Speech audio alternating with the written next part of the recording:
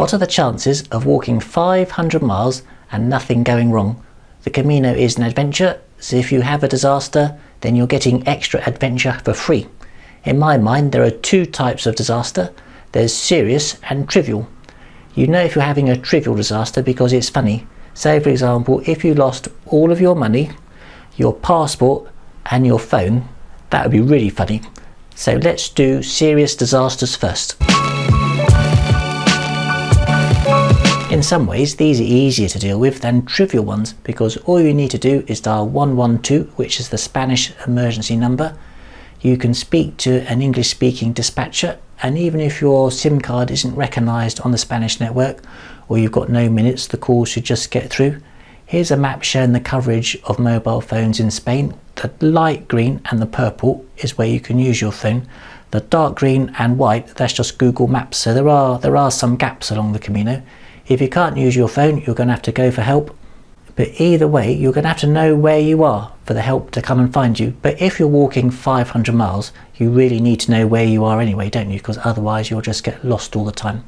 If you have to go for help, you're going to have to leave behind your rucksack and all of your worldly goods.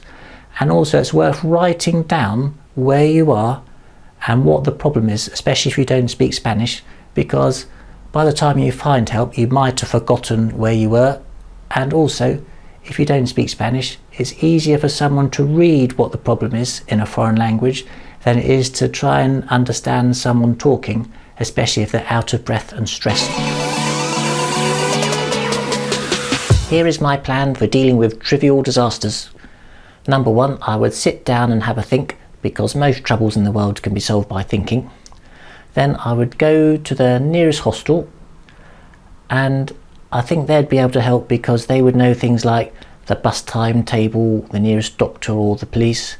They would have a phone, possibly the internet, and also they'd be able to give general advice, because if 270,000 people walk the Camino every year, it's quite possible the people who run the hostel have seen every disaster you can imagine anyway, and they will know what to do. If it can't be solved by going to the hostel, I think the next thing to do is to go to the next nearest town along the Camino route, because in a bigger town there's many more options to sort things out, which is why it's important to get the bus timetable information from the people at the hostel. If you need money transferred to you, you can do it through your bank, which may use the SWIFT banking network, which means it will take 3 days for the money to come through. If you've got someone at home who can transfer the money to you, they can use Western Union, and the actual transfer takes a couple of minutes, which is much faster. Western Union have got quite a lot of agents around Spain. So for a test, I chose a random town along the Camino route, which is Belorado, which is just east of Burgos. And I thought, well, where are all the Western Union agents in that area? Because it would look quite sparsely populated area. And the nearest one is just to the south of Belorado, and it's on that yellow circle with an S, and that's a 16-minute drive. And I thought, well, this is very good. I could get a taxi, and it would take 16 minutes to get there, and I'd be in the shop for 10 minutes, and I'd get the cash, and then I'd be back to the hostel in another 16 minutes. So within an hour, all of my troubles could be sorted out if I had someone to transfer the money out to me. But then you have to be a bit more realistic, because in real life, number one, there probably won't be any taxis. Number two, the shop will be closed when you get there. Number three, they might not have the transaction details, they might not know who you are. If you've lost your passport and you haven't got any photo ID, there is a way that you can have money transferred to you using a password. But will they accept the password? Will that bit go slowly?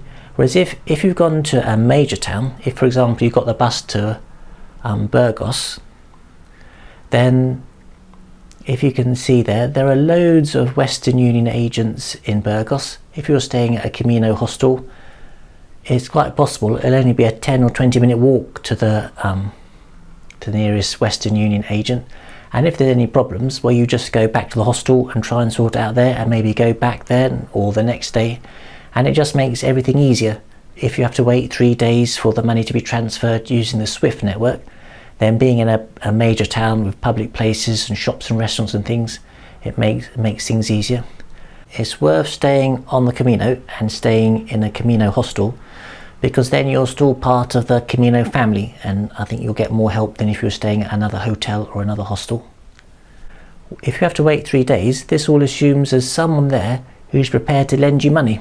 They might not want to wait 3 days for you to receive your money from the bank, but what you could do, if you're both on PayPal, then you can pay them straight away just using their email address, assuming you've got some money in the bank yourself at home.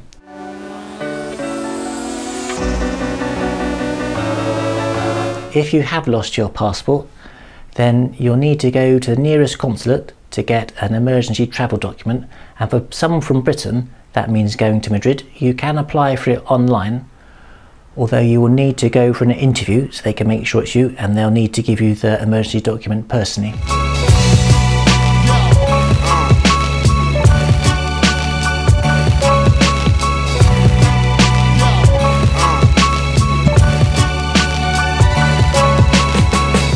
So once you're going again, you've got your new passport and your money, you might not have enough time to do the whole of the Camino route. But as long as you can get to Sarria, which is 113 kilometers from Santiago, and I think it's about 5 days walk, you can still qualify for your certificate to say you've done the Camino. And in fact, you can just choose the next, you can see how many days you've got left and then choose the appropriate town to get to. If you lose your mobile phone, it's easy just to buy another one in a shop. It's probably a good idea to make sure you know your social media and your banking passwords, especially if you had your apps for ages on your old phone and you never need to enter the password. Because if you have lost your phone, it's quite likely you'll want to check your banking details to see if anyone's been charging things to your credit card, and to be in touch with the folks at home with social media. The biggest problem on your walk is going to be yourself, because quite often you'll be tired and it'll be a new situation and you're with yourself all the time. It's your job to look after your passport and your money and all your other things. For the first 2 or 3 days, I think I'm going to try really hard to be organised, and I think if I can do that for 2 or 3 days, then that will turn into good habits, and then for the rest of the walk I'll be okay. I've attached to my rucksack, and it looks like a luggage label, but it's a list of things I need to check before I set off. So for example, if I've left my battery power pack charging up overnight, have I remembered to disconnect it and put it back in the bag? If I've left washing out somewhere drying overnight, have I put that away? Have I got my passport, money and phone? All those 3 key things. Again, it's just an easy checklist, and if you're tired first thing in the morning, then it will just make things easier.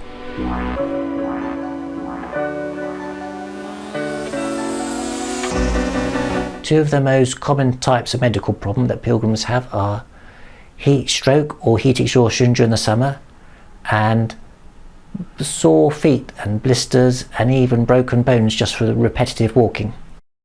The 2 most common crimes that happen to pilgrims are theft of wallet and theft of mobile phones.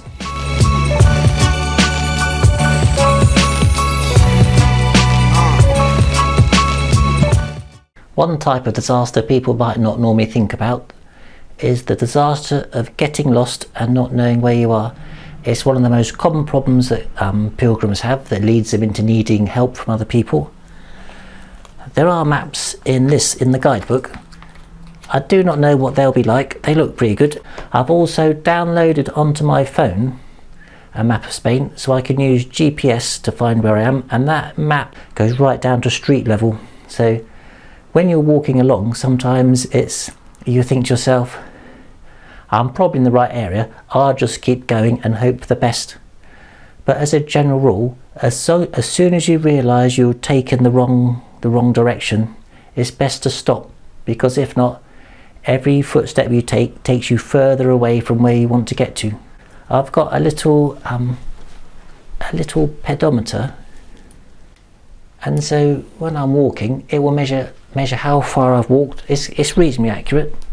So if I can see how many kilometers I've walked and then look on the map to see how far that is, that will give me a rough estimate where I've got to.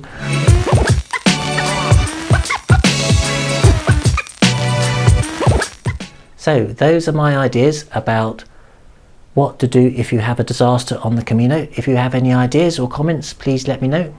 But apart from that, that's it. So thank you very much and goodbye.